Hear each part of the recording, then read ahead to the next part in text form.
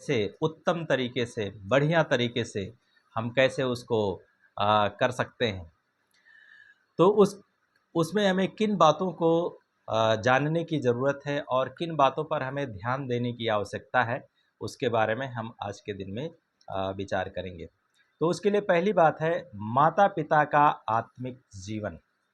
माता-पिता का आत्मिक जीवन। तो एक आदर्श मसीही विवाह को संपन्न करने में जो अहम भूमिका अदा करती है, वो है एक माता-पिता का जीवन और उनका जीवन किस प्रकार से प्रभु के साथ में चल रहा है और प्रभु के साथ में किस तरीके से वो अपना जीवन व्यतीत कर रहे हैं।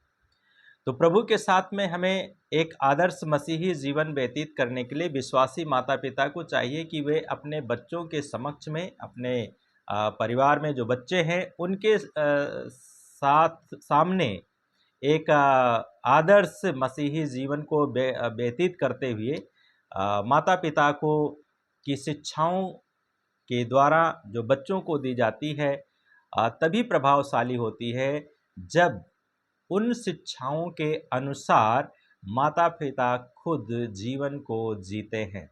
अगर माता-पिता शिक्षा देते हैं बच्चों को और शिक्षा देने के बावजूद भी वो जीवन शैली उनके अंदर नहीं दिखाई देती है, तो बच्चों का जीवन में उसका असर नहीं पड़ता है। तो इसलिए हमें अपने जीवन में जिस प्रकार से कथनी और करनी को हमें बदलना चाहिए, उसी प्रकार से हमारा जीवन जीना चाहिए। तो एक मसीही जीवन व्यतीत करने के लिए हमारा और आपका जीवन में सही तरीके से यही सही तरीका है कि हम जो शिक्षा देते हैं बच्चों को, उसके अनुसार जीवन जिएँ। एक मसीही परिवार था, बहुत अच्छा, सुंदर, अच्छा मसीही परिवार था। लेकिन वो हर संडे चर्च में जाते थे और हर संडे प्रार्थना में जाते थे और प्रार्थना के साथ-साथ में वो लोग जीवन जी रहे थे। लेकिन घर में जो है उनका जो जीवन अ, जीने का तरीका था, वो सही नहीं था। वो लोग क्या करते थे कि अ, जब वहाँ से आते थे प्रार्थना के बाद में, तब उनके घर में कभी-कभी वो लोग साउंड चला लेते थे और साउंड चलाने के बाद में वो लोग अपना जो जीवन तरीका है, जो सही नहीं है, उसको करते थे। तो हमेशा जब ये प्रार्थना में जाते थे, हर संडे प्रार्थना में जाते थे और आते थे और आने के बाद में क्या करते थे लोग अपने तरीके से रहते थे। तो लोग जो आस-पड़ोस के लोग थे वो देखने के बाद में कहते थे, देखिए बहुत अच्छा मसीही जीवन है, बहुत अच्छा फैमिली है, बहुत अच्छा परिवार है, बहुत अच्छा तरीके से ये लोग मसीह को मानते हैं, मसीह के साथ में चलते हैं। तो एक दिन क्या हुआ कि पास्टर जी ने सोचा कि चलते हैं आज इनके घर में हम विज़िट करते हैं और विज़िट करते हैं और तब इसके बाद में पास्टर जी अपने घर से चले और चलने के बाद में वो उस विश्वासी के घर में पहुंचते हैं। विश्वासी के घर में पहुंचते हैं तो बहुत अच्छा मसीही भक्ति गाना बज रहा है और भक्ति गाना बजने के साथ-साथ में क्या हो रहा है अंदर कुछ और हो रहा है। सुनाई बाहर कुछ और दे रहा है लेकिन अंदर जो कार्य हो रहा है वो अलग हो रहा है। तो उन्होंने दरवाज़ा को खटखटाया और खटखटाया तो आवाज़ आ रही थी प्लेट बजने की और बर्तन गिरने की। तो उसमें क्या हो रहा था कि दोनों पति-पत्नी क्या कर रहे थे लड़ रहे थे। तो वो पति जो है प्लेट फेंक करके मार रहा था उसको और पत्नी जो है करछुल फेंक करके उसको मार रही थी और एक दूसरे के ऊपर वो लोग इस प्रकार का कार्य कर रहे थे। तो जब पास्टर जी ने देखा तो जब दरवाज़ा खुला तो अंदर गए तो अंदर देखा कि इधर प्लेट पड़ा है, उधर चम्मच पड़ा है, उधर करछुल पड़ा है और इस प्रकार से वो लोग क्या कर रहे थे, अपने जीवन में जो अंदर का जीवन जीने का तरीका था, वो उनका सही नहीं था। तो एक आदर्श मसीही विवाह को संपन्न करने में माता-पिता का जो जीवन होता है, वो सही तरीके से चलने के लिए तत्पर जब रहते हैं और चलते हैं, तभी एक आदर्श मसीह विवाह संपन्न हो सकता है। अगर नहीं करेंगे तो नहीं हो सकता है। इसलिए एक पद पढ़ेंगे कि तीतुस की किताब उसका 2 अध्याय उसका 7 और 8 पद में यहाँ पे लिखा है, भले कार्य करके तू सब बातों में स्वयं आदर्श बन। यहाँ पे एक माता पिता जो मसीही माता पिता हैं, एक आदर्शमय मसीही विवाह को संपन्न कराने के लिए अपने बच्चों का, उन्हें सब बातों में लिखा यहाँ पे कि तू अच्छा अच्छा काम करे। अच्छा काम क्या करेंगे? जीवन जीने का तरीका, जीवन जीने का शैली, ये सही होना चाहिए। तो अगर सही नहीं है तो कार्य नहीं होगा। लेकिन बाइबल यहाँ पे पौलुस तीतुस को लिखते हुए इस किताब को वो कहते हैं कि भले कार्य करके तू सब बातों में स्वयं आदर्श बन जा। माता पिता को अपने बच्चों के लिए आदर्श बनना है स्वयं। अगर हम आदर्श नहीं बनेंगे तो हमारे बच्चे आदर्श नहीं बनेंगे। फिर क्या लिखा है, तेरा उपदेश शुद्ध हो। हम जो बच्चों को सिखाते हैं वो सही होना चाहिए, उसके अनुसार हमारा जीवन होना चाहिए। और तब लिखा है गंभीरतापूर्ण हो। हमारा जो संदेश होना चाहिए, बच्चों को जो शिक्षा देने का तरीका है, वो गंभीरता के साथ में, मतलब वो पूरी तरीके से अपने आप में पूरा का पूरा उनके अंदर प्रभाव डालने वाला शिक्षा होना चाहिए और जीवन होना चाहिए। और तब इसके बाद में खरा होना चाहिए और दोष रहित होना चाहिए। मतलब जो हम बोलते हैं उसके अनुसार होना चाहिए। तब लिखा है, जिससे कि तू विरोधियों को हमारे विषय में कुछ भी बुरा कहने का अवसर ना मिले और वे लज्जित हो। तो एक आदर्श मसीह विवाह को व्यतीत करने के लिए माता पिता का जीवन में ये इस प्रकार का व्यवहार होना चाहिए, ताकि कुछ भी जो दूसरे लोग हैं, पड़ोसी लोग हैं या अन्य लोग हैं, जो मसीही गैर मसीही लोग हैं, उनको भी ये अवसर ना मिले कि इनका जो जीवन है ये सही नहीं है। और इसलिए हमें अपना जीवन जीने के लिए हमें अच्छे काम करना चाहिए, अर्थात माता पिता का जो आत्मिक जीवन है, आत्मिक चरित्र है, व्यवहार है, कार्य है, ये सही तरीके से होना चाहिए। जैसा हम कहते हैं वैसा हमें जीवन जीने की आवश्यकता है। तब दूसरी बात जो आदर्श मसीही विवाह को संपन्न करने के लिए आती है, वो है प्रार्थना। हमारा प्रार्थना का जीवन, अगर हम प्रार्थना नहीं करेंगे तो हम दूसरों को प्रार्थना करना नहीं सिखा सकते या बच्चों को नहीं सिखा सकते। तो एक आदर्श मसीही विवाह को संपन्न कराने के लिए या और करने के लिए माता पिता को प्रार्थना करने की आवश्यकता है। और जब वे प्रार्थना करेंगे तो प्रार्थना के द्वारा हमारे और आपका जीवन में परमेश्वर का अद्भुत कार्य होगा। तो माता पिता को चाहिए कि वे अपने बच्चों के सुंदर भविष्य के लिए उनकी बाल्य अवस्था से ही क्या करें, वे प्रार्थना करें। जब बच्चे उत्पन्न हो जाते हैं, बच्चे उत्पन्न होने के बाद में हमें उनके लिए प्रार्थना करते रहना चाहिए और बच्चों को भी स्वयं के लिए प्रार्थना करना चाहिए, ताकि वे बच्चे जो हैं जिस प्रकार से आगे बढ़ते हैं उस प्रकार से वे प्रार्थना करते हुए प्रार्थना करें और प्रार्थना करने का आह्वान माता पिता को भी देना चाहिए। हमें अपने बच्चों को भी ये सिखाना चाहिए, शिक्षा देना चाहिए। जब वे शादी के लायक हो जाते हैं तो उनको ये शिक्षा देना है, प्रेरणा देना है कि आपको भी अपने लिए प्रार्थना करने की आवश्यकता है और परमेश्वर आपके लिए एक अच्छा खूबसूरत जीवन साथी देगा। तो इसलिए हमें प्रार्थना करने के लिए बच्चों को भी आह्वान देना है और उनको प्रार्थना करने के लिए प्रेरित भी करना है।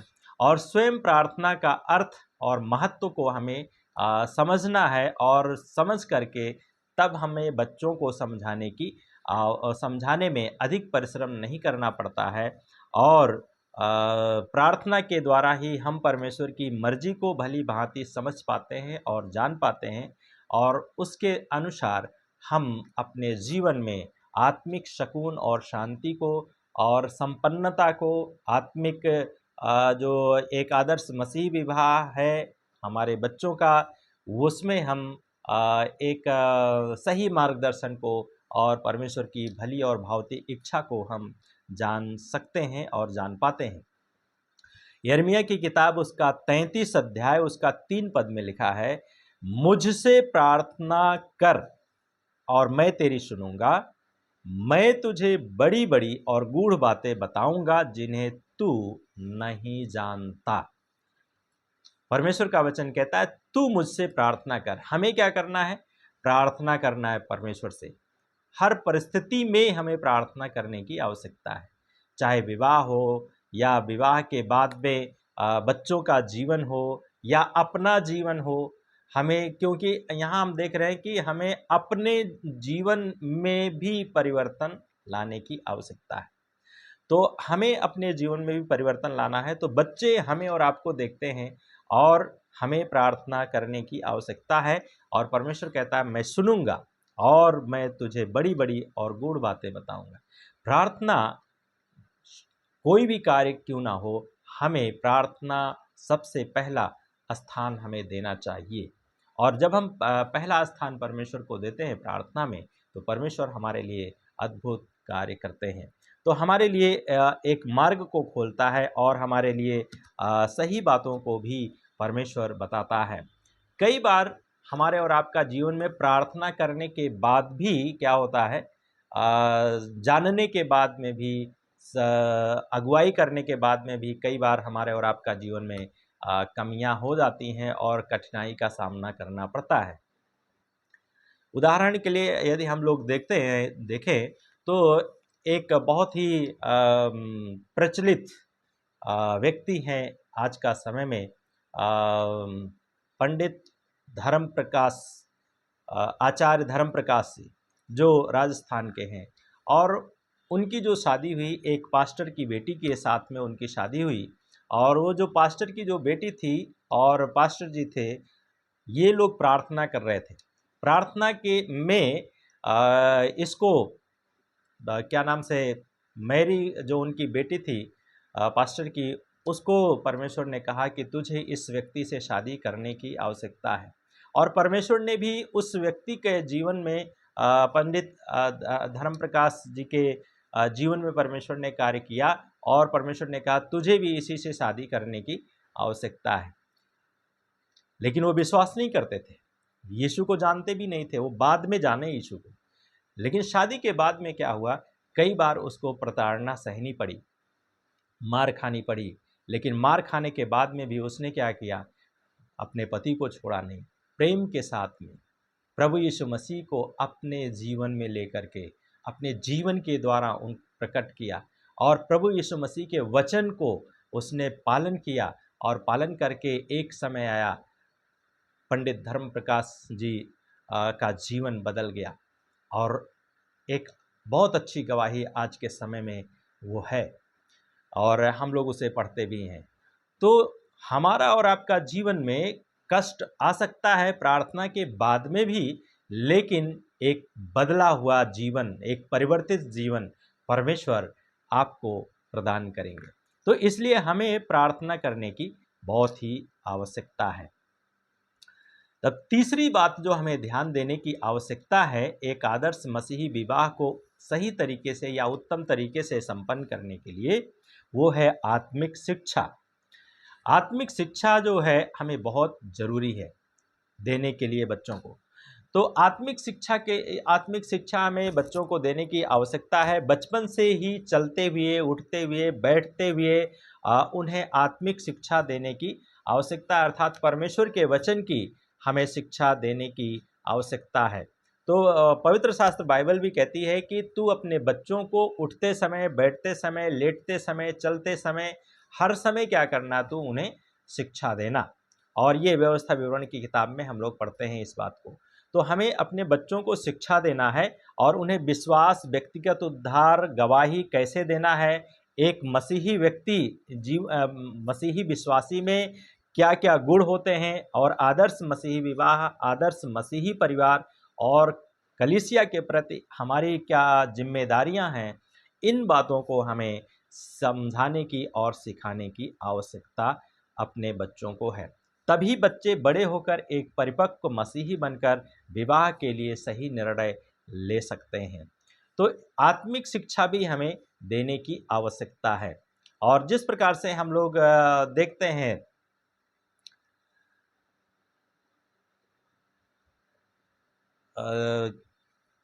याकूब जब अपने पिता के घर को छोड़ करके निकलता है इसहाक के घर से, और तो इसहाक ने कहा कि तू किसी भी कनानी लड़की से विवाह नहीं करना, परंतु तू अपने मामा के घर जा और वहाँ पर रह और वहाँ उनके जो बेटियां हैं उनमें से शादी कर उनके साथ। तो ये शिक्षा उन्हें दिया। अर्थात हमें और आपको भी अपने बच्चों को यही शिक्षा देना चाहिए। यदि हम मसीह को जान गया है, मसीह हमारे जीवन का प्रभु बन गया है, यीशु हमारा जीवन का राजा बन गया है, उद्धारकर्ता बन गया है, तो हमें अपने बच्चों को भी यही शिक्षा देना चाहिए कि हम गैर मसीही में जो यीशु को नहीं जानते हैं, हम उनके साथ में विवाह ना करें।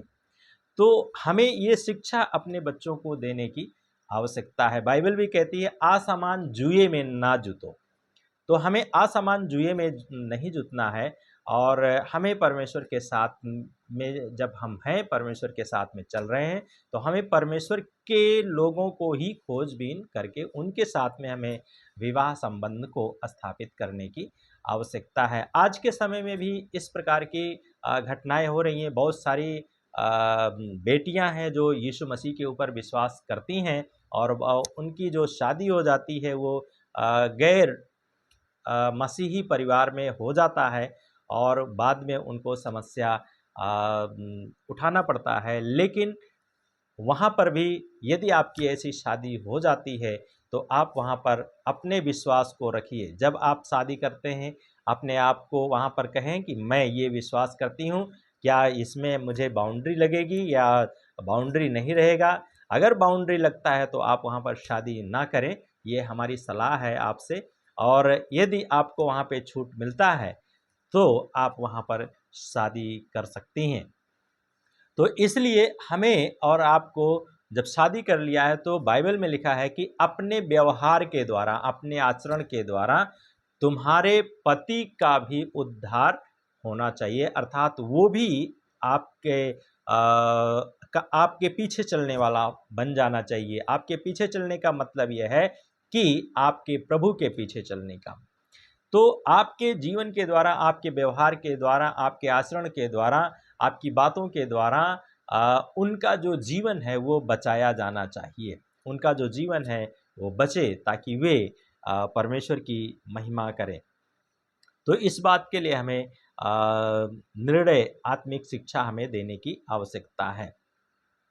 चौथी बात जो है, संपन्न कराने के लिए आदर्श मसीह विवाह को मंडली के प्रति उत्तरदायित्व, मंडली के प्रति उत्तरदायित्व।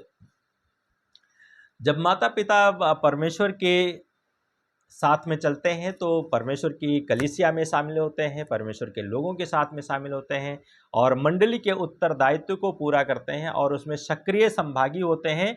तो उनका उसका प्रभाव जो है बच्चों के ऊपर पड़ता है, और वे भी माता पिता की को देख करके, देखा देखी बचपन से ही कलीसिया के प्रत्येक कार्यों में, अब चाहे बाहर जाकर सुसमाचार वितरण करना हो, क्यों ना हो, और या बड़े उत्साह के साथ में वे लोग उसमें भी भाग लेते हैं, और पूरा परिवार मंडली में आदर का पात्र बनता है, और उन्हें रिश्ते ढूंढने में परेशानी नहीं होती है, और परंतु स्वयं कई रिश्ते अपने आप उनके पास में आ जाते हैं। तो हमारा जो जीवन है मंडली के प्रति, कलीसिया के प्रति हमारा उत्तरदायित्व क्या है, हमारी जिम्मेदारी क्या है, माता पिता को इस बात को भी समझना है, और माता पिता को अपने उत्तरदायित्वों को परमेश्वर के प्रति, कलीसिया के प्रति, पास्टर के प्रति उसको पूरा करना है। और उसके बाद में जब आप ऐसा करेंगे, उत्तरदायित्व आपका क्या है, एक पासवान के प्रति आपका उत्तरदायित्व क्या है, कलीसिया के प्रति आपका उत्तरदायित्व क्या है, परमेश्वर के वचन के प्रति आपका उत्तरदायित्व क्या है, और आपका उत्तरदायित्व यही है कि आप कलीसिया में भाग जब लेते हैं तो कलीसिया में पास्टर के साथ में सही तरीके से व्यवहारिक रहें। कई एक चर्चों में पास्टर में और विश्वासी में बात नहीं बनती है।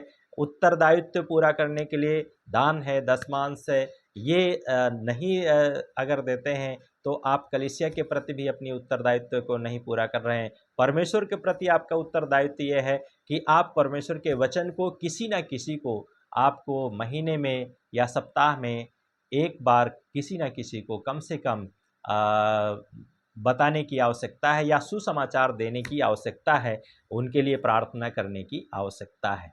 तो जब आप ऐसा करते हैं तो आपके जीवन में और आपके कार्यों को देख करके कलीसिया में भी और कलीसिया के लोगों में भी आपके प्रति एक कई एक समस्याओं के बीच में रास्ता खुल जाता है रिश्तों को जोड़ने के लिए।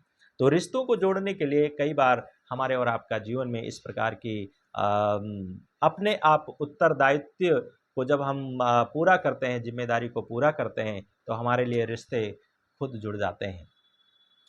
पांचवी बात है, भावनाओं को समझना चाहिए। हमें क्या करना चाहिए, भावनाओं को समझने की आवश्यकता है। अगर हम भावनाओं को नहीं समझेंगे तो हम सही तरीके से निर्णय नहीं कर पाएंगे या आदर्श मसीह भी इस भाव को नहीं संपन्न करा सकते हैं। तो पांचवी बात है भावनाओं को समझना। जो बच्चे अपनी पढ़ाई समाप्त कर चुके हैं, साथ ही वे कोई प्रशिक्षण को प्राप्त कर लिया है और समाप्त कर लिया है, अपने पैरों पर खड़े हो गए हैं और उनकी आयु इस योग्य है कि वे अपना और अपने स्वयं के परिवार का भरण पोषण कर सकते हैं, तो उनको इतनी स्वतंत्रता तो देनी चाहिए कि वे अपने लिए योग्य वर और वधू की तलाश कर लें। और माता पिता को चाहिए कि वे अपने बच्चों की भावनाओं को समझें और उनकी पसंद को भी महत्व दें और रूढ़िवादी विचारों से ऊपर उठें। हाँ, यदि बच्चे अपने माता पिता पर ही निर्भर हैं कि वे ही उनके लिए विवाह का प्रबंध करें, तो माता पिता को चाहिए कि वे इसमें तनिक भी थोड़ा भी विलंब ना करें और बल्कि समय रहते हुए ही उनका विवाह के लिए उनके लिए सोचकर और देख करके अपने बच्चों का विवाह कर दें। तो उनकी भावनाओं को, बच्चों की भावनाओं को हमें समझने की आवश्यकता है और जब तक हम उनकी भावनाओं को नहीं समझते हैं तब तक हम इन चीज़ों में सही तरीके से हम संपन्न नहीं कर सकते हैं। छठी बात है पारदर्शिता। अगर उदाहरण के लिए भावनाओं को समझने का उदाहरण सबसे अच्छा इब्राहिम का जीवन में हम लोग देखते हैं। जब इसहाक बड़ा हो गया और इसहाक जब बड़ा हो गया तो इब्राहिम ने अपने कुटुंबी एलीएजेर को भेजता है और कहता है, उसको शपथ खिलाता है अपनी जांघ पर हाथ रखवा करके, और फिर कहता है कि तू कनानी लड़कियों से मेरे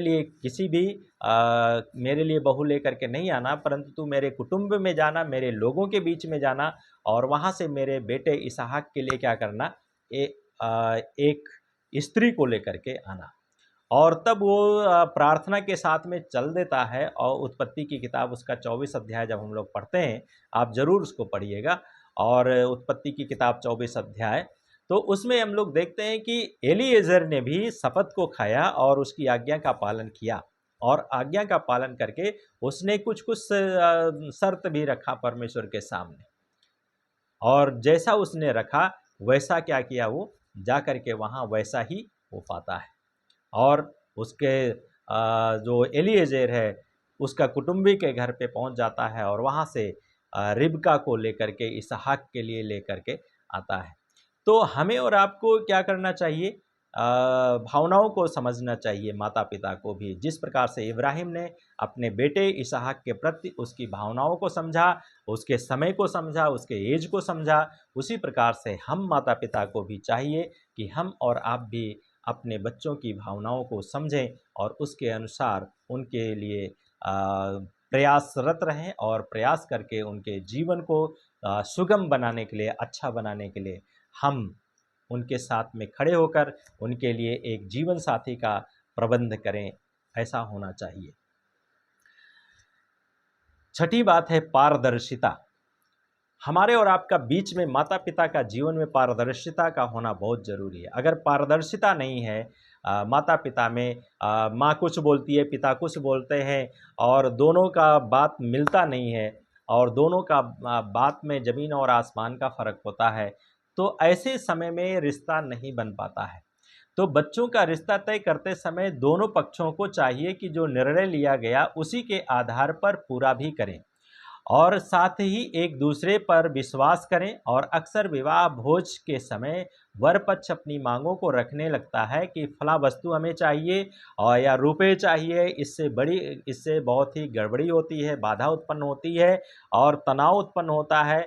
और हाँ, विश्वासी माता पिता अपने बच्चों के लिए प्रार्थना सहित न केवल वर वधू का चयन करें, बल्कि हर बात को करने से पहले परमेश्वर की अगुवाई और इच्छा को जानकर उसी के अनुसार करें। और ये सत्य है कि जहाँ परमेश्वर को पहला स्थान दिया जाता है, वहाँ पर हर कार्य में सफलता होती है। तो जब हम परमेश्वर को पहला स्थान देते हैं, पारदर्शिता रहती है। कई बार क्या करते हैं, मांग जांच लोगों में को लेकर के फंस जाती है, वस्तुओं को लेकर के फंस जाती है। ये नहीं दिया तो वो नहीं दिया, ये हमारी इच्छा थी, ये हमारा स्वप्न था, ये हमारा दर्शन था। और ये क्या करते हैं, इस बात को लेकर के भी कई बार विवाह आदर्श मसीही विवाह संपन्न होने में बाधा का कारण बनता है। इसलिए हम लेन देन की जो बात करते हैं, अच्छा हो हम उसे ना करें।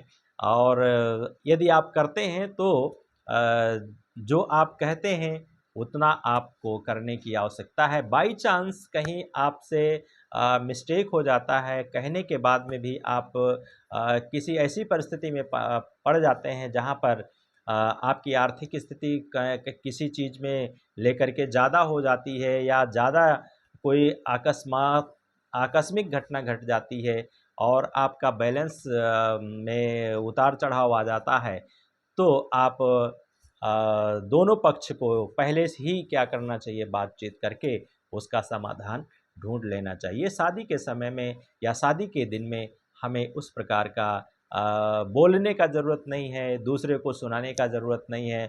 आजकल लोगों में क्या है, सुनाने की आवश्यकता पड़ गई है। और हमें और आपको आदर्श मसीही विवाह संपन्न करने के लिए हमें इस प्रकार की बातों को भी ध्यान देने की आवश्यकता है।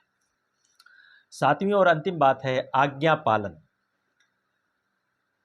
आदर्श मसीह विवाह को सही तरीके से संपन्न करने के लिए बात को मानने की ज़रूरत है, आज्ञा पालन करने की ज़रूरत है। युवा और युवतियों को चाहिए कि वे विवाह के संबंध में माता पिता की आज्ञा का पालन करें और उनकी सलाह मशवरा का आदर करें और साथ ही उनकी इच्छा अनुसार अपनी सहमति प्रकट करें, क्योंकि जिस विवाह में सभी की सलाह, सहमति और खुशी होती है, वही विवाह आदर्शमय होता है, जहाँ पर सभी लोगों का जो सलाह होता है और सहमति होती है, एक हो जाती है, वहीं पर खुशी होती है और वही विवाह एक आदर्शमय विवाह संपन्न होता है। और परमेश्वर की आशीष उस विवाह में आरंभ से लेकर अंत तक बनी रहती है और ऐसे विवाह से परमेश्वर को महिमा मिलती है और अपने प्रियों के हृदय आनंदित होते हैं। तो हमें परमेश्वर की आज्ञा का भी पालन करना चाहिए। उदाहरण के लिए काना नगर में एक शादी थी। प्रभु यीशु मसीह जब इस संसार में आए तो उस नगर में एक शादी थी और प्रभु यीशु मसीह को भी निमंत्रण दिया गया और प्रभु यीशु मसीह की माता को भी निमंत्रण दिया गया। उसके साथ प्रभु यीशु मसीह के चेले भी वहाँ पर थे और वहाँ पर शादी में कमी आ गई, कुछ दाखरस की कमी आ गई। तो दाखरस की जब कमी आ गई तो मरियम जो प्रभु यीशु मसीह की माता जी हैं, वे जाती हैं यीशु के पास में और कहती हैं कि देखो उनके पास में जो है दाखरस घट गया है। तो प्रभु यीशु मसीह कहते हैं, हे नारी, अभी मेरा समय नहीं आया। और तब इसके बाद में जा कर के लोगों से वो बोलती हैं और फिर उसके बाद में जो मालिक है वो आता है और आने के बाद में अपनी समस्या को रखता है। तो प्रभु यीशु मसीह ने कहा मटकों को पानी से भर दो, और उन्होंने वहाँ पे मटके थे, 6 मटके थे, उन्होंने भर दिया उसको मुँहामुँह, और उसके बाद में जब भर गया तो जा कर के उन्होंने बताया कि पानी भर गया प्रभु जी। और उसके बाद में प्रभु यीशु मसीह ने कहा उसको निकाल करके सबसे पहले जो भोज का मालिक है उसको दीजिए। और तब उन्होंने उसको निकाल के दिया, और देने के बाद में क्या हो गया, और देख रहे हैं कि सबसे बढ़िया बेस्ट। तो आज्ञा पालन करने के द्वारा एक अच्छा रिस्पॉन्स मिलता है, एक अच्छा सुकून मिलता है और एक अच्छी सफलता मिलती है। तो हमें एक आदर्श मसीही विवाह को संपन्न करने के लिए हमें परमेश्वर की भी आज्ञा का पालन करना चाहिए, लोगों की भी आज्ञा का पालन हमें करना चाहिए। तो हमने 7 बातों को देखा कि एक आदर्श मसीही विवाह को उत्तम ढंग से या सही रीति से हम कैसे उसको संपन्न कर सकते हैं। पहली बात देखा माता पिता का आत्मिक जीवन, दूसरी देखा हमने प्रार्थना, तीसरी देखा हमने आत्मिक शिक्षा, चौथा देखा हमने मंडली के प्रति या कलीसिया के प्रति उत्तरदायित्व, पांचवें बात देखा भावनाओं को समझना, बच्चों की भावनाओं को समझना, छठी बात देखा पारदर्शिता, मतलब विवाह में दोनों पक्ष में और युवक और युवती दोनों में क्या होना चाहिए, पारदर्शिता होनी चाहिए। और तब सातवीं बात हमने देखा आज्ञा पालन करना, हमें आज्ञा का पालन करना चाहिए। प्रभु यीशु मसीह हमारा उसका मॉडल है, और प्रभु यीशु मसीह ने भी आज्ञा का पालन करके दुख उठा उठा करके अपने कार्यों को पूरा किया, और हमें भी परमेश्वर की आज्ञा का पालन करना है और उसके कार्यों को पूरा करना है ताकि हम परमेश्वर की महिमा कर सकें। और प्रभु यीशु मसीह हमारे लिए और आपके लिए बलिदान हुआ। हम सबका दूल्हा प्रभु यीशु मसीह है, औरत का भी पुरुष का भी। एक दिन हमारी और आपकी उससे शादी होगी और हम प्रभु यीशु मसीह के साथ में होंगे, और वो हमारा दूल्हा होगा, हम उसकी दुल्हन होंगे। और वहाँ पर केवल एक ही दूल्हा होगा, और वो होगा प्रभु यीशु मसीह, और हम बाकी सब लोग उसकी दुल्हन बनेंगे। और इसलिए हमें अपने आप को सजाना है, संवारना है, और प्रभु के डर और भय में चलना है। परमेश्वर इस विचार के द्वारा आप सबको आशीष दे। ये हमारी प्रार्थना है, ये प्रार्थना करें। प्यारे यीशु, हम प्रार्थना करते हैं जो लोग विवाह के लायक हो चुके हैं उनके लिए एक अच्छा जीवन साथी के लिए प्रार्थना करते हैं, और हम ये उन्हें आज का दिन में ये बोझ देना चाहते हैं, युवक और युवती लोग अपने लिए अपने पति को प्राप्त करने के लिए, पत्नी को प्राप्त करने के लिए वे स्वयं भी प्रार्थना करें, और माता पिता लोग भी अपने बच्चों के लिए प्रार्थना करें, ताकि उनका विवाह सही रीति से हो सके और वो दोनों पारिवारिक जीवन को अच्छा तरीके से जी सकें। इस बात के लिए प्रार्थना करते हैं। और प्रभु यीशु मसीह आप इन सब की अगुवाई कीजिए। धन्यवाद के साथ प्रार्थना यीशु के नाम से मांगते हैं, आमीन। आमीन। प्रभु आशीष दे सबको।